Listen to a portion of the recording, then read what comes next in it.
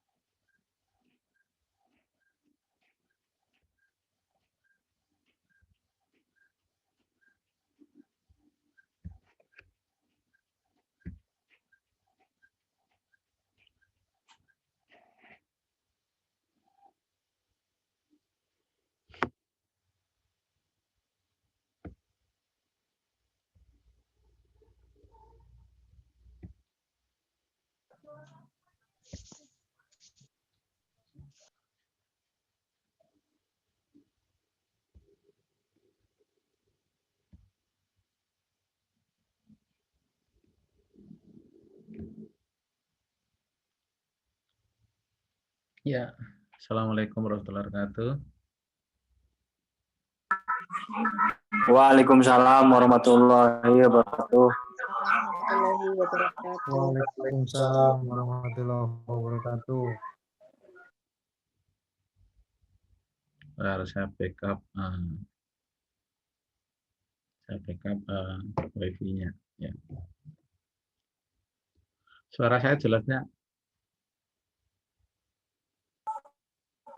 Jelas, Pak. Nanti kalau putus bilang ya. Misalnya saya itu udah bayar speedy mahal tapi kayaknya kok nggak bagus loh suaranya.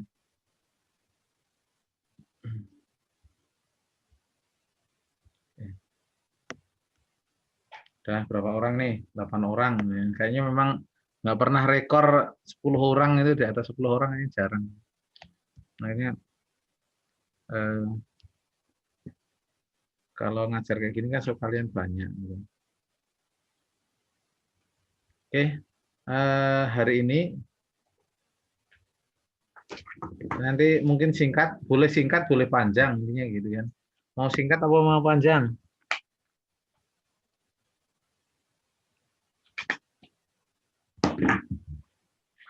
Ya, terserah sih, Pak. Singkat boleh, padat jelas. Terserah tapi singkat boleh ya. Oke, hari ini ada, jadi kalau singkat, saya akan menyampaikan bagaimana cara membuat outline. Ya. Jadi kalau singkat nanti bagaimana hanya sekedar membuat outline. Tapi kalau mau kuliah yang agak lebih panjang, nanti kita cukup mulai mengenal namanya penelitian yang bersifat kualitatif. Suara saya jelas nggak didengar? Jelas, Pak. Jelas, Pak. Oke, kalau jelas saya lanjutkan ya. Oke, karena sebagaimana janji saya, komitmen untuk kemudahan, kita kan sebetulnya pada prinsipnya sudah menyelesaikan dari serangkaian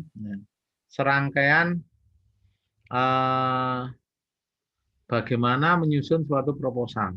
Jadi awal kita sudah melakukan apa saja, misalnya kayak sampel itu seperti apa, populasi seperti apa, penggunaan data, cara mencarinya, itu kan kita sudah sampaikan ya, sudah diskusikan. Masalah paham nggak paham ya, artinya itu tinggal penangkapan, tidak harus 100% nangkap, enggak. Kadang kan memang proses kematangan seseorang itu melalui apa? Melalui sesuatu yang berulang-ulang, sama yang namanya pendalaman materi. Sama saya atau siapapun itu kalau ingin memahami lebih jauh ya belajar lagi ya. Apakah nanti ketika S2 S3 itu pelajaran metodologi akan berbeda jauh? Enggak, sama. Kemarin kita sudah sampaikan perbedaan antara skripsi, tesis, sama disertasi. Bab-babnya sama, hanya yang membedakan nanti adalah kekuatan kedalamannya. Jadi kalau S1 itu yang fenomena bisa, S2 itu adalah kajian teoritisnya, yang S3 itu adalah kebaruan. Semuanya mengalami proses ya, bab 1 itu pendahuluan, bab 2 telaah pustaka, bab 3 metode penelitian, bab 4 nanti pembahasan, dan bab terakhir itu adalah kesimpulan. Itu sama sebetulnya kan. Baik eksakta maupun sosial itu juga hampir sama. Hanya biasanya kalau eksakta itu metodologinya itu biasanya disebut dengan method and material. Gitu. Jadi kalau kita itu metodologi dan analisis gitu, dan analisa data. Kalau orang eksakta itu method and material. Jadi metode dan bahan, gitu. Metode dan bahan. Jadi termasuk di situ disampaikan bahan-bahan. Kalau kita kan enggak, jarang yang ada bahannya, gitu kan. Itu perbedaan-perbedaannya. Nah, hari ini sebetulnya kemarin itu ada di antara para dosen ya, itu terjadi perbedaan pendapat sebetulnya nanti mahasiswa itu perlu outline atau tidak gitu kan. Nah, saya termasuk yang berpendapat tidak usah. Karena apa? Ketika yang dibuat outline itu sama dengan proposal. Ya, jadi kalau kekuatan pembuatan outline itu sama dengan proposal ya nggak usah. Gitu. Nah, tapi kalau outline itu singkat, memuat hal-hal yang pokok itu oke, nggak masalah. Jadi outline itu bukan proposal. Yang jadi masalah itu outline itu cenderung seperti proposal. Kalau sudah seperti proposal ya udah proposal saja langsung gitu. Maksud saya seperti itu.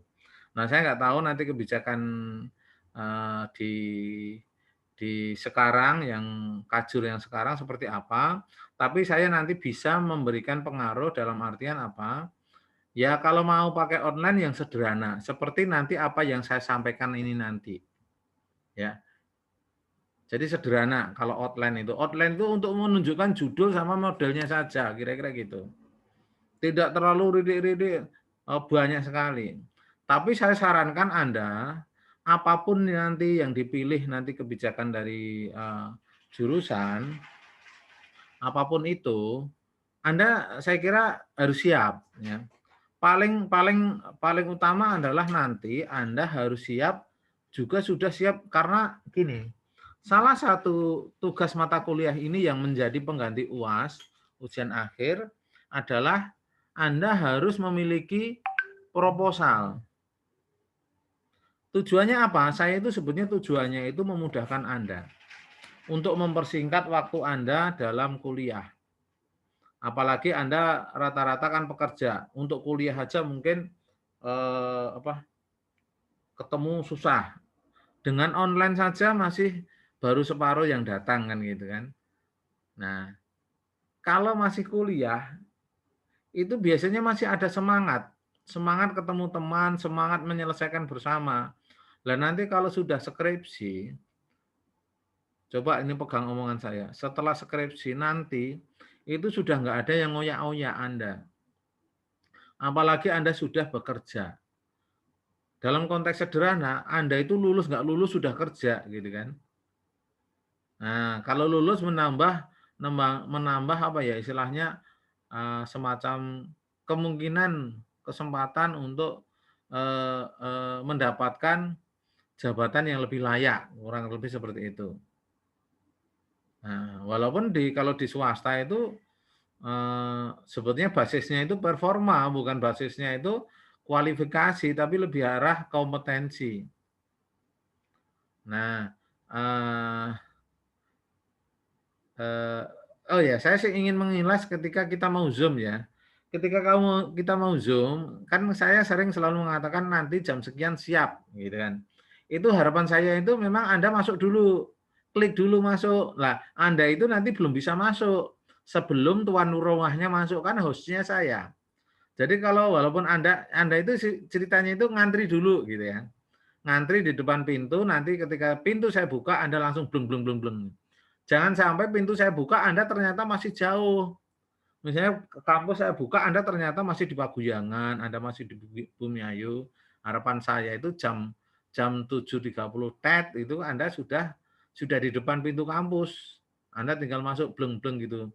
Jadi mesti nggak bisa masuk, wong saya memang belum masuk gitu kan, gitu ceritanya. Nah, ceritanya kalau kita pakai Zoom, ya. Oke, sebagaimana tadi saya sampaikan, oke, untuk mempersingkat waktu, kita akan membahas ya outline, ya outline kayak gini aja, sederhana. Jadi nanti standar bikin outline kayak gini aja, gitu kan, nggak usah susah-susah. Jadi terdiri dari data mahasiswa. Kelihatan nggak layar saya, Mas, Mbak? Kelihatan, Pak. Oke, kalau kelihatan. Jadi cukup nama, name, konsentrasi. Ketika nanti terjadi perubahan, kalau nanti saya yang review ya hanya kayak gini, nggak usah. Kalau daripada banyak salah, mendingan ya sedikit salah ya nggak terlalu banyak ngelani gitu kan. Jadi lebih ke arah ini, jadi nanti nama, name, konsentrasi, SKS yang telah ditempuh, kemudian IPK berapa, nah, kemudian isi outline-nya apa, outline itu sebetulnya apa sih, rencana penelitian, outline, judulnya, kemarin kita pilih ya jangan lebih dari 20 kata, gitu kan, judul-judul S1 itu langsung memperlihatkan apa yang dikerjakan, misalnya pengaruh apa-apa-apa gitu kan, atau kalau enggak analisis apa-apa gitu. Sebetulnya judul tidak harus seperti itu. Masalahnya itu nanti Anda terbentur dengan dosen yang pemahamannya hanya kayak gitu. Nah, itu yang berat. Jadi nanti bisa salah. Padahal judul nanti disertasi itu udah sekarang lebih menarik-menarik, tidak harus seperti isinya yang apa itu analisis, pengaruh gitu enggak. Bahkan kita bisa membuat namanya subjudul. Subjudul itu kalau Anda lihat yang namanya ada titik dua gitu ya. Jadi ada judul utama, kemudian ada titik dua apa gitu. Putus ya. Udah nyambung lagi Mas, Mbak? Nggih, Pak. Udah ya? Tadi sempat putus. Slide-nya masih kelihatan? Boten, Pak. Oh enggak? Oke, saya ulangi berarti slide-nya saya munculkan lagi ya. Ya. Udah kelihatan? Nggih, sampun, Pak. Oke, ya. Jadi yang pertama judul singkat. Terus saran saya selama kita di sini belum banyak doktornya gitu ya, nanti di Universitas Peradaban ya kita biasanya isinya variabel-variabel yang akan kita teliti biasanya. Udah nggak usah kemana-mana. Yang kedua, sebetulnya masih banyak yang bisa diteliti, tidak hanya sekedar hubungan. Seperti kemarin kan kita bisa dengan kausalitas memang paling umum, juga bisa perbedaan bisa, atau analisis misalnya, analisis Anda kan sudah belajar statistika juga ya, misalnya EVA, exploratory factor analysis, itu sebenarnya sudah bisa, itu malah keren banget. Jadi ketika Anda membuat suatu konstruk baru, tidak harus seperti ini yang Anda selalu namanya kausalitas, pengaruh, itu enggak harus sebetulnya ya. Tapi kalau ingin kemudahan sama yang lain, gini, nanti kalau Anda bisa menyajikan sesuatu yang berbeda dengan yang lain, nah, itu akan menjadi keren, memiliki ciri yang diingat-ingat ya. Saya terus terang ini ya, ketika mahasiswa saya membimbing banyak yang sifatnya hubungan, pengaruh itu, saya lupa siapa saja yang sudah melakukan skripsi dengan saya atau saya nguji. Tapi orang-orang yang berbeda itu saya ingat, misalnya Sumi Nurmayatin itu pakai analisis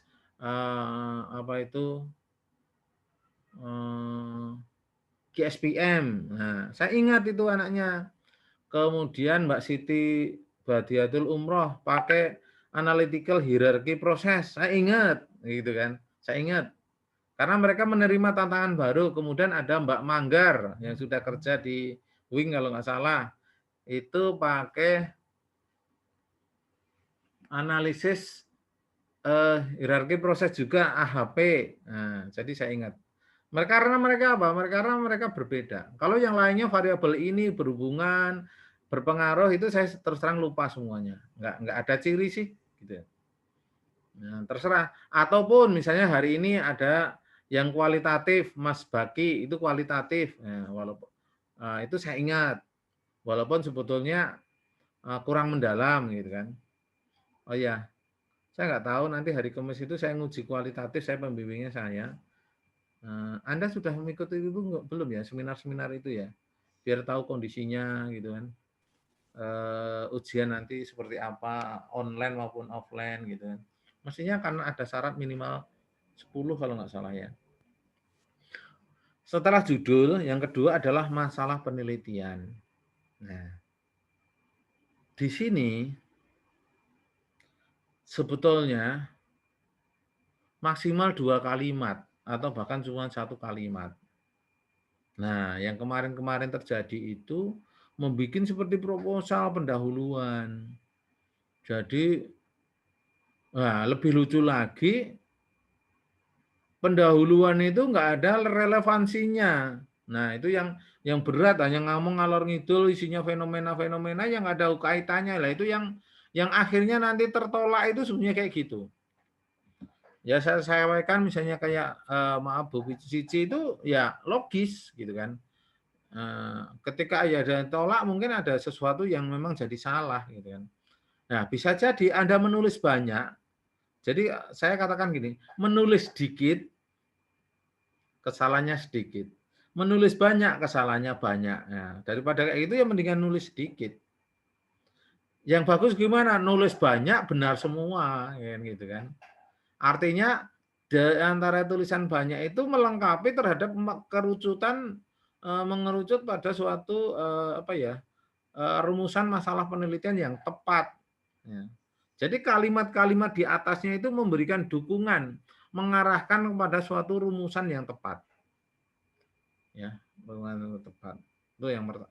Jadi setelah judul outline loh ya, kita bicaranya outline. Kalau proposal kemarin saya sudah sampaikan. Itu menjadi tugas Anda. Artinya ketika nanti Anda diminta nyusun outline dan kebetulan yang diberikan kewajiban untuk mereview saya akan seperti ini. Saya standarnya. Ya. Nggak usah rebut-rebut. Jadi apa? Ketika nanti outline-nya nggak disetujui, gantinya gampang. Oh, hanya berapa kalimat ini kok. Jadi lebih ke arah apa? Outline itu ide penelitian Anda, bukan tulisan proposal Anda. Jadi ide penelitian. Nah, ide penelitian itu didukung oleh fakta-fakta ilmiah yang sederhana. Nah, gitu. Kemudian yang ketiga, mohon maaf, isinya adalah tujuan penelitian. Nah, kemarin sudah kita bahas setelah ada masalah penelitian nanti ada rumusan masalah, kemudian ada rumusan masalah penelitian yang terdiri dari breakdown ya. Nah, kemudian diturunkan lagi menjadi tujuan penelitian.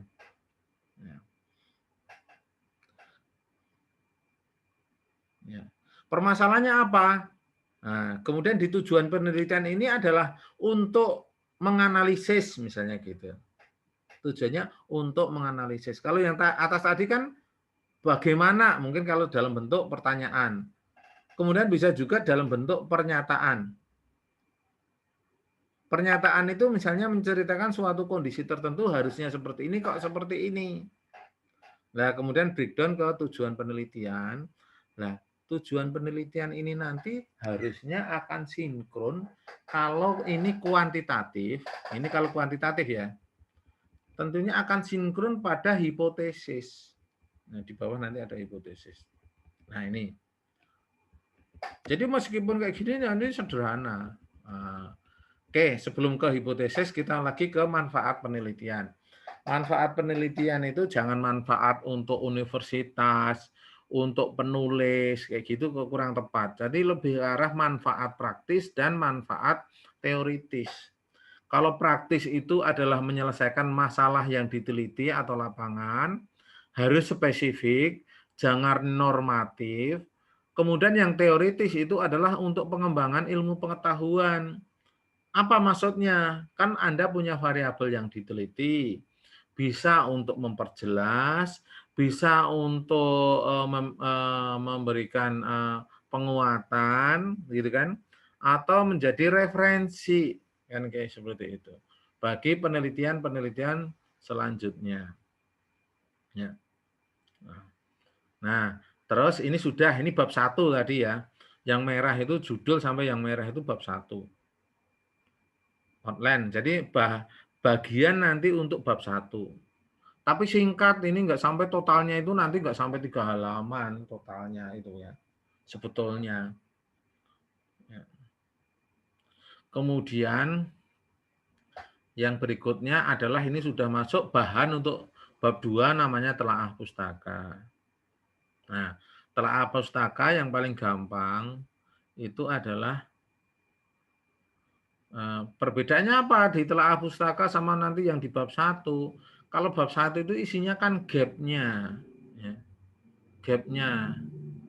Jangan juga ngangkat hanya fenomenanya. Karena Anda mempelajari variabel, ya harus mempelajari teorinya, mempelajari penelitian-penelitian sebelumnya. Tapi di sini cukup. Nah, ini nanti yang agak banyak ini. Tapi Anda harus membatasi diri. Nah, seringnya Anda ingin ini bagus, ini bagus, ini bagus. Anda nggak sadar, Anda keluar jalur. Nah, gitu kan. Karena apa? Semangat copy paste-nya itu tinggi. Eman-eman itu kalau saya buang ini kayak gini. Padahal itu akan semakin banyak apa? Semakin banyak plagiasinya sebetulnya. Kecuali banyak itu pemikiran Anda sendiri. Itu nggak masalah. Kalau banyak hanya copy paste, apalagi, nah apalagi ngopinya itu dari hasil blog. Karena memang apa? Ketika nanti Anda mereferen atau mencari apa itu kata-kata, paling banyak itu pasti munculnya di blog, pasti itu. Karena apalagi Anda masuknya lewat Google yang umum. Jadi Anda harusnya masuknya Google Scholar. Karena Google Scholar itu yang diambil adalah artikel atau buku paling rendah. Tapi kalau Anda memang Google yang umum, pasti masuknya itu blog.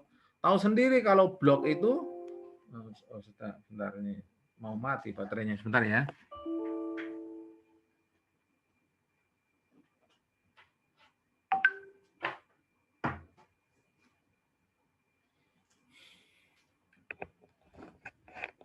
Ya. Kalau blog atau banter-banternya Wikipedia, kalau Wikipedia itu masih ada sumbernya. Ya, boleh enggak? Kalau Wikipedia masih boleh lah. Tapi itu tulisan bebas itu. Asal itu ada referensi lah. Anda caranya triknya gimana? Anda ketemu Wikipedia, di situ ada referensinya lah. Anda telusuri lewat referensinya itu. Nah, itu.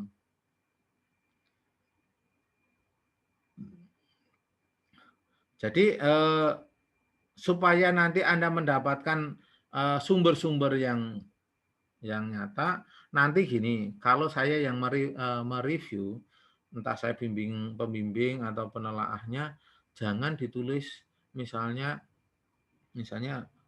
Cory Albanin dalam Sutarmin, udah nggak boleh. Itu kelihatan sekali bahwa itu Anda langsung kelihatan itu. Kelihatan apa? Kelihatan Anda jiplak, ngambil dari blog, kelihatan malesnya. Udah langsung kelihatan itu. Kalau Anda seperti itu. Ya. Jadi Anda harus mencari, artinya setidak-tidaknya berusaha dikit dipecah lah kalimatnya. Minimal seperti itu. Boleh saya sama. Kita nggak mungkin bisa menguasai banyak hal seperti itu. Tapi kita ya minimal-minimalnya kita yang ada di dunia itu kan sebetulnya ATM, amati, tiru, modifikasi, tapi jangan kelihatan banget gitu kan. Jangan kelihatan banget. Karena kalau kelihatan banget nanti tertolak. Ya. Oke. Nah, di sini telaah pustaka isinya apa saja? Cukup di dalam ini, di dalam outline ini cukup variabel-variabel yang dilibatkan. Variabel tergantungnya dan variabel tidak tergantungnya. Variabel independennya pertama kali ya, atau subsequentnya, atau dan variabel-variabel penyusun dependennya, gitu kan. Setelah variabel itu nanti mungkin biasanya dimulai dari definisi, oke lah, penelitian-penelitian sebelumnya oke lah, gitu kan. Penelitian-penelitian yang menyangkut dengan itu bolehlah, fenomena-fenomena yang menyangkut dengan variabel itu bolehlah, gitu. Tapi poin-poinnya adalah masing-masing variabel yang diteliti. Dengan catatan ini adalah kuantitatif kausalitas, ya gitu ya. Atau juga enggak kausalitas tapi hubungan atau korelasi. Ya, cukup variabel-variabel itu untuk khususnya yang outline. Nah, kemudian hipotesis. Nah, hipotesis ini tentunya secara sederhana saja pengaruh apa terhadap apa, atau suatu variabel tertentu ketika naik maka yang itu naik, yaitu berarti kan pengaruh. Terus cara membuat hipotesis, jangan lupa jangan redundancy juga, berpengaruh positif, berpengaruh signifikan itu nggak perlu. Ya, berpengaruh paling dominan itu juga nggak perlu. Berpengaruh itu ya sudah, itu karena sifatnya secara statistik, gitu kan, secara statistik. Nah, setelah itu masuk ke model penelitian. Nah, model penelitian ini Anda gambar hubungannya. Jadi berupa baik perbandingan maupun antar variabel. Nah, variabel-variabel ini sebetulnya juga tidak asal ceplok-ceplok. Tidak ceplok-ceplok, saya nyuplik ke belakang ya, ke belakang dulu. Di situ dari artikel utama apa, Anda memodifikasi di mana. Udah cukup itu, nggak usah. Ya, bolehlah Anda mau rumit mau boleh. Tapi jangan sampai rumitnya Anda nggak paham. Nah, itu beda. Mau rumit, mau keren, tapi Anda terjerumus, ya. Jadi maunya mau masuk hutan yang lebih dalam gitu, tapi ternyata Anda itu nggak tahu Anda di mana sebetulnya gitu. Bahkan nggak bisa pulang. Jadi yang benar gimana? Anda masuk hutan, eksplorasi sesuatu apa, tapi Anda juga nggak tahu posisi Anda di mana dan bisa pulang. Nah, itu yang paling penting. Jadi ini model penelitian ini anggap aja ini variabel dependen, ini independen gitu kan. Nah, tinggal nanti ada berapa jumlahnya, ini hanya sekedar kotak-kotak, supaya Anda itu nggak terlalu repot, nggak terlalu kemana-mana intinya gitu. Kemudian lokasi penelitian itu untuk menerangkan rencananya apa, supaya nanti reviewer atau mungkin ketua jurusan atau siapapun yang ditugasi paham kalau dimensi kalau variabel ini nanti sebetulnya bisa enggak sih misalnya. Misalnya terus terang saya enggak cocok ketika misalnya motivasi kerja diterapkan di pegawai negeri. Nah, itu enggak pas kadang gitu kan. Kurang pas ya gitu. Terus kita juga mungkin akan memberikan advice loh. Kalau kayak gitu Anda mau sensus atau misalnya kita tahu ada suatu institusi yang sifatnya apa, misalnya yang ngambil SDM gitu kan. SDM ada perusahaan yang sangat kecil. Dengan sangat kecil itu apakah cukup mewakili? Itu kita menjadi bahan pertimbangan tentunya. Ya. Misalnya Anda melakukan penelitian di suatu puskesmas yang ada di Bumiayu tok, satu puskesmas, karyawannya hanya 10. Ya. Ya kayak gitu kalau pakai metode penelitian kuantitatif ya nggak pas. Wong 30 aja masih sampel kecil ya, Anda hanya seperti itu berarti kan kurang pas. Jadi harus diperluas mestinya eskalasinya, mestinya seluruh Brebes, Misalnya seperti itu. Itu lokasi penelitian ya. Kemudian alat analisisnya itu apa nanti ya, alat analisisnya apa? Nah,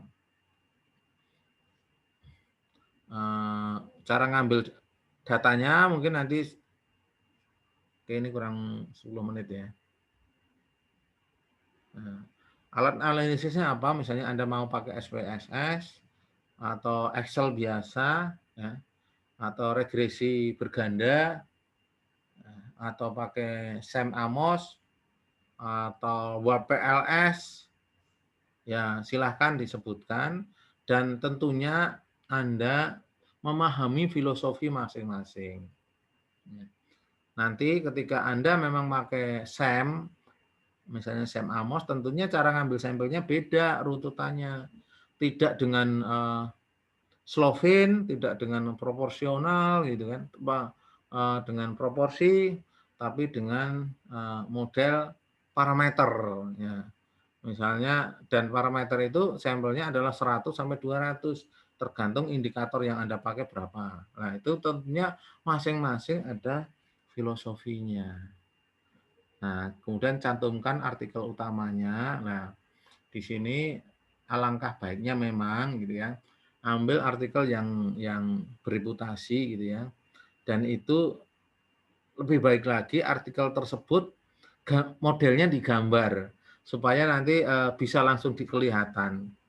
Jangan yang tidak digambar. Itu sifatnya saran. Apakah harus seperti itu? Ya enggak sih. Hanya supaya nanti Anda gampang lolos gitu kan. Nanti kalau Anda suruh itu apa itu nyari-nyari kebingungan lagi kan tidak ganti. Dan yang lebih penting gini ya Mas Mbak, saran saya variabel-variabel yang Anda akan pakai itu sudah memiliki indikator-indikator. Nah, itu. Jangan sampai nanti Anda kesulitan mencari indikator. Ya. Cari variabel-variabel aja yang tersedia yang bagus. Itu ininya syarat supaya mudah loh ya. Artinya kalau Anda ingin lulus tepat waktu, mudah. Kalau Anda pengen punya tantangan sendiri, sampai ibaratnya mengembangkan indikator sendiri, boleh. Kalau Anda kuat gitu ya, Anda kuat mengembangkan indikator sendiri, mengembangkan variabel sendiri, kemudian indikatornya diuji sendiri, boleh. Dan keren itu kalau bisa seperti itu, keren. Nah, saya sampai di situ.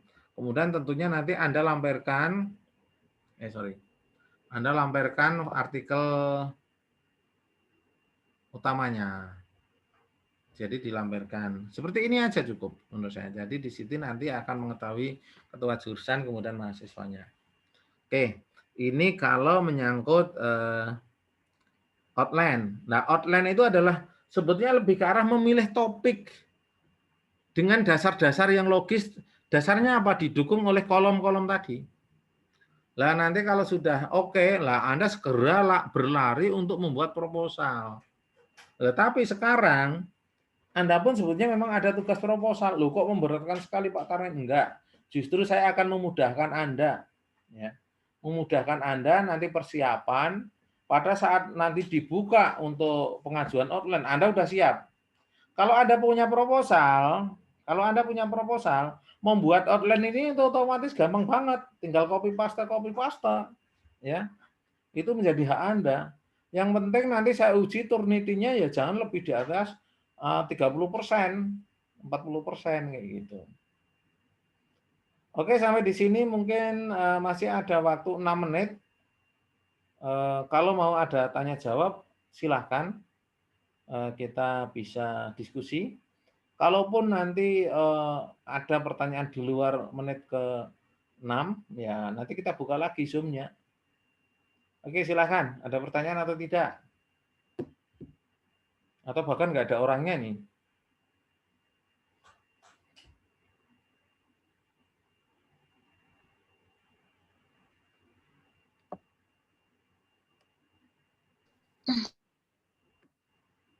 Ayo, ada Mas Ahmad Ridwan. Ada orangnya nggak nih? Nggak ada, Mas Ahmad. Ada, Pak. Oh, ada. Gimana, ada jelas enggak, Mas? Jelas apa bingung?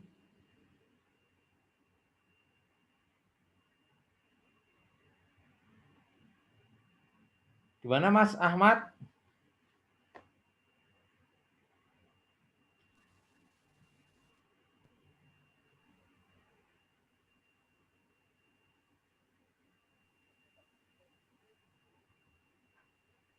Mbak Solia Tining sih. Gimana, Mbak? Pak, Ada pertanyaan atau enggak? untuk sekarang masih belum, Pak. Insya Allah. Belum jelas atau belum nanya?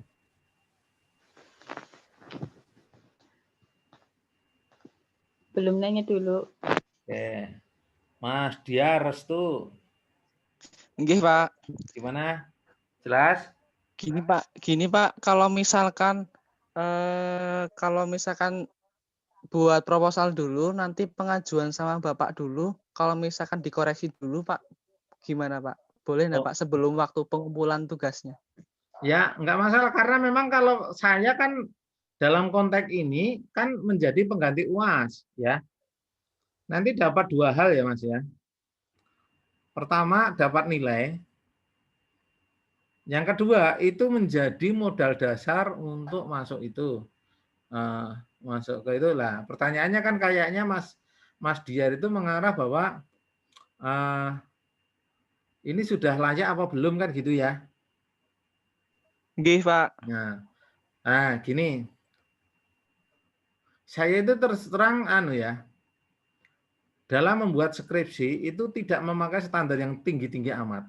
Karena filosofi yang saya bangun itu adalah Anda latihan penelitian. Jadi ketika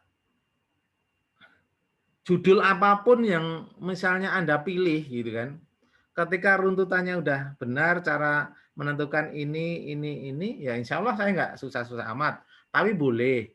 Jadi untuk khusus karyawan ini, mudah-mudahan saya ada waktu, ya. Jadi nanti tinggal dari apa ya? Dari proposal itu, nanti kan mungkin akan sudah saya lihat. Jadi dari situ Anda silahkan bikin sesungguh-sungguhnya. Nanti ketika ada diskusi Anda akan paham. Kekurangannya kalau sudah oke ya oke, kekurangannya apa insya Allah juga sudah ada umpan balik. Jadi mungkin umpan baliknya akan ketika ditanyakan. Gitu ya Mas ya. Maksudnya kan mungkin Mas Diar akan minta saya mereview ulang gitu ya, memberikan komentar kan gitu ya. Nggih, Pak. Oke, ya insya Allah. Jadi nanti yang penting nanti buat aja yang kalau Anda membuat bagus nanti Anda akan ringan dua hal. Kalau bagus berarti dapat nilai bagus, ringannya berikutnya adalah membuat skripsi.